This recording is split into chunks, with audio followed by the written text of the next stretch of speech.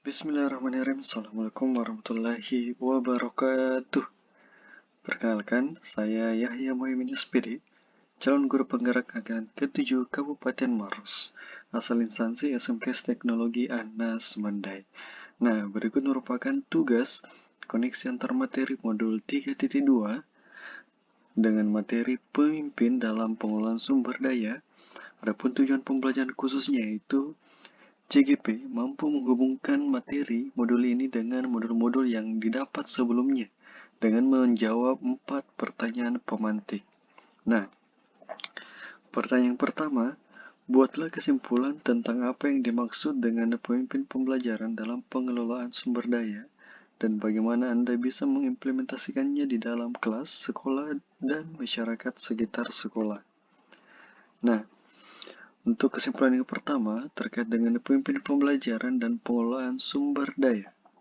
Baik, menurut saya pemimpin yang mendorong komunitas untuk dapat memberdayakan aset yang dimilikinya serta membangun keterkaitan dengan aset-aset tersebut agar menjadi lebih berguna dan mendorong kemandirian dari suatu komunitas untuk dapat menyelesaikan tantangan yang dihadapinya dengan bermodalkan kekuatan dan potensi yang ada di dalam diri mereka sendiri dan harapan hasil akan berkelanjutan.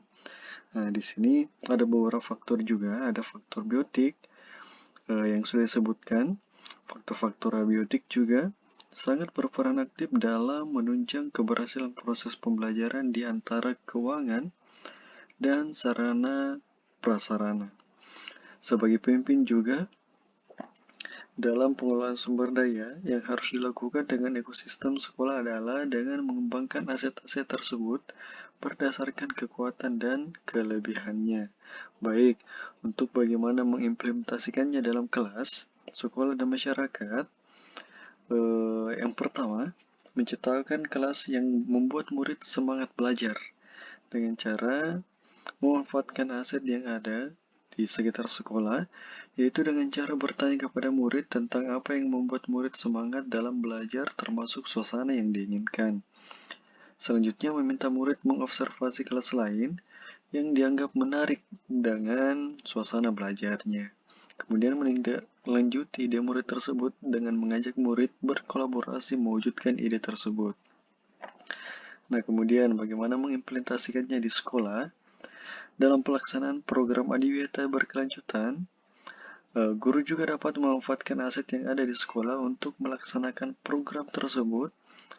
Contohnya, membuat bank sampah, pupuk kompos, dan banyak lainnya. Baik, kita lanjut ke pertanyaan kedua. Jelaskan dan berikan contoh bagaimana hubungan pengelolaan sumber daya yang tepat akan membantu proses pembelajaran murid menjadi lebih berkualitas. Nah, kita bahas ke pendekatan aset dulu. Baik, agar pembelajaran murid lebih berkualitas, maka kita harus menggunakan pendekatan komunitas berbasis aset. Karena ternyata banyak sekali aset yang didapat dijadikan kekuatan untuk menciptakan suasana pembelajaran yang berpihak pada murid. Ada 7 aset. Nah, yang pertama, modal manusia, sosial, fisik, lingkungan atau alam, finansial, politik, dan terakhir agama dan budaya. Kemudian, kita jabarkan ke dalam 7 asetnya. Modal manusia, ada pengawas sekolah, kepala sekolah, guru, tenaga non-kependidikan, orang tua, komite, dan murid. Selanjutnya untuk modal sosial, dalam mendukung potensi kesehatan dan wawasan siswa, guru memaksimalkan aset berupa paguyuban atau parenting orang tua, kerjasama dengan Koramil, Puskesmas, Kejaksaan, Kepolisian, organisasi keagamaan, BNN, Bimbel Erlangga, DP3AK, dan lembaga pendidikan lainnya.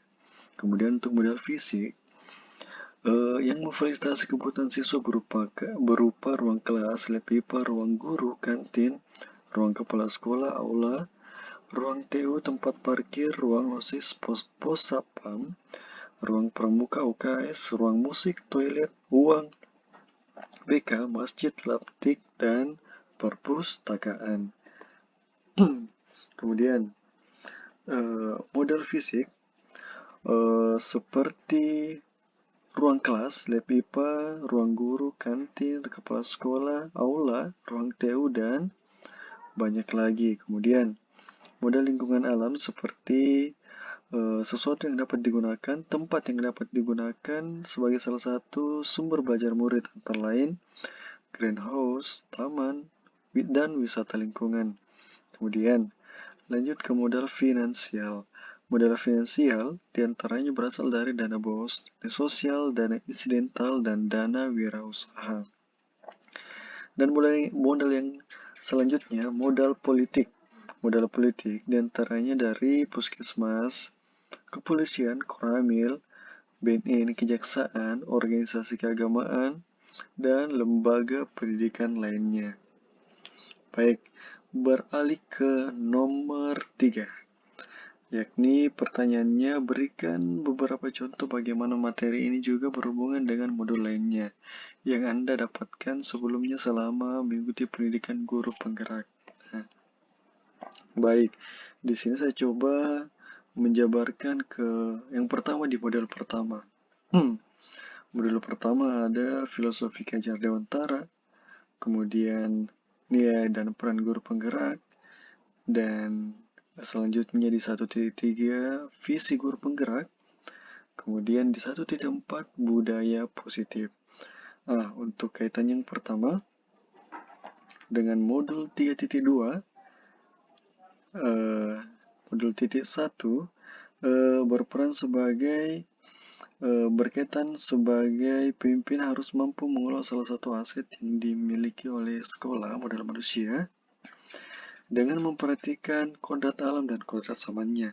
Kemudian hubungan modul 1.2 dengan modul 3.2 adalah nilai dan peran guru yang dimiliki oleh guru penggerak tersebut merupakan modal kuat untuk mencapai atau menciptakan ekosistem sekolah yang well-being bagi warga sekolah lainnya, terkhusus kepada optimalisasi potensi yang dimiliki oleh murid. Kemudian, kaitan antara modul 1.3 dengan titik 3.2 adalah visi merupakan sebuah kesepakatan bersama kepada seluruh warga sekolah berdasarkan pada identifikasi dan pemetaan 7 modal aset yang dimiliki. Visi di sini harus benar-benar memvisualisasikan harapan murid untuk mewujudkan sekolah yang nyaman, aman, dan well-being. Kemudian, kaitan modul 1.4 dengan 3.2 adalah dalam mewujudkan budaya positif di sekolah. Untuk mewujudkan tujuan bersama, guru harus menggunakan pendekatan berbasis aset dengan memanfaatkan aset yang ada di sekolah secara maksimal. Nah, selanjutnya kita coba mengarik sedikit kaitan modul 2 dengan modul 3.2 sekarang.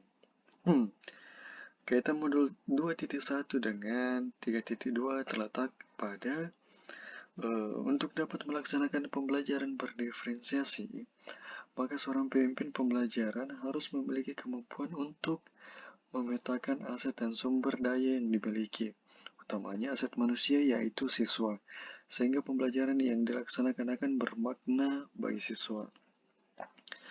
Selanjutnya untuk modul 2.2 yang hubungannya dengan modul 3.2 adalah pengusuhan sosial emosional dapat diperoleh dengan pembiasaan penerapan pembelajaran sosial emosional. Dalam hubungan dengan pengelolaan aset yang ada, dibutuhkan kecakapan sumber daya manusia terutama dalam pengelolaan sosial emosional. Dan terakhir, modul 3.1 berkaitan erat dengan modul 2 adalah pendekatan berbasis aset akan berdampak pada peningkatan kualitas pembelajaran yang terpusat pada pemanfaatan 7 modal. Hal ini dilihat dari sisi kekuatannya. Akan sangat membantu apabila dalam proses penyusunan program, karena berangkat dari realita yang memiliki potensi aset yang dimiliki, kemampuan seorang pemimpin pembelajaran dalam mengolah 7 aset di sekolahnya adalah sebuah kekuatan untuk mencapai tujuan pendidikan, yakni mencapai keselamatan dan kebahagiaan yang setinggi-tingginya, well-being. Oke, Sekarang berlanjut ke pertanyaan yang terakhir. Ceritakan pula bagaimana hubungan antara sebelum dan sesudah Anda mengikuti modul ini, serta pemikiran apa yang sudah berubah dari diri Anda setelah Anda mengikuti proses pembelajaran dalam modul ini. Baik, sebelum mengikuti pelatihan atau pembelajaran di modul 3.2, dalam kegiatan, saya sering berfokus pada kekurangan ataupun masalah, tanpa melihat potensi dan kekuatan yang mendukung, sehingga yang terfikir adalah sisi negatif dan kelemahan atau kekurangan yang dimiliki dari sumber daya yang ada. Harusnya kita bisa mengatasi semua kekurangan atau yang menghalangi tercapainya kesuksesan yang ingin diraih. Semakin lama, secara tidak sadar, kita menjadi seseorang yang terbiasa untuk merasa tidak nyaman dan curiga, yang ternyata dapat menjadikan kita buta terhadap potensi dan peluang yang ada di sekitar. Nah, sesudah mempelajari modul 3.2, saya lebih fokus pada aset dan kekuatan dengan membayangkan masa depan dan kesuksesan yang akan diraih, serta berupaya memaksimalkan kekuatan untuk mencapai kesuksesan tersebut melalui cara mengorganisasikan kompetensi dan sumber daya, dalam hal ini aset dan kekuatan, dan merancang sebuah rencana berdasarkan visi dan kekuatan. Saya mulai terbiasa untuk memandang suatu tantangan itu sebagai peluang untuk menggali lebih dalam lagi potensi apa yang perlu diasah dan ditingkatkan. Kemudian, yang berubah setelah saya mempelajari modul 3.2 ini adalah tentunya pola pikir. Selama ini saya berpikir bahwa dalam mengembangkan komunitas, kita harus berpijak pada suatu masalah, baru setelah itu memetakan kekuatan untuk menyelesaikan masalah tersebut. Ternyata mindset saya selama ini belum tepat. Pendekatan pengembangan komunitas berbasis aset adalah pendekatan yang tepat karena menekankan kepada kemandirian dari suatu komunitas untuk dapat menyelesaikan tantangan yang dihadapinya dengan bermodalkan kekuatan dan potensi yang ada di dalam diri mereka sendiri. Kemudian mampu menganalisis aset dan kekuatan dalam pengolahan sumber daya yang efektif dan efisien, mampu merancang pemetaan potensi yang dimiliki sekolah menggunakan pendekatan pengembangan komunitas berbasis aset, dan yang terakhir, sekarang saya mampu merancang program kecil menggunakan hasil pemetaan kekuatan atau aset yang sudah dilakukan. Baik, itu mungkin penjelasan saya terkait dengan koneksi antar materi modul 3.2 pemimpin dalam pengelolaan sumber daya. Terima kasih. Salam guru penggerak. Saya Yahya Muhammad SPD, calon guru penggerak angkatan ke-7 Kabupaten Maros, mengucapkan tetap semangat kepada rekan-rekan calon guru penggerak angkatan ke-7 Kabupaten Maros untuk tetap semangat dan kuat dalam mengikuti proses pendidikan guru penggerak angkatan ke-7 ini. Terima kasih. Billahi taufiq wa hidayah. Assalamualaikum warahmatullahi wabarakatuh.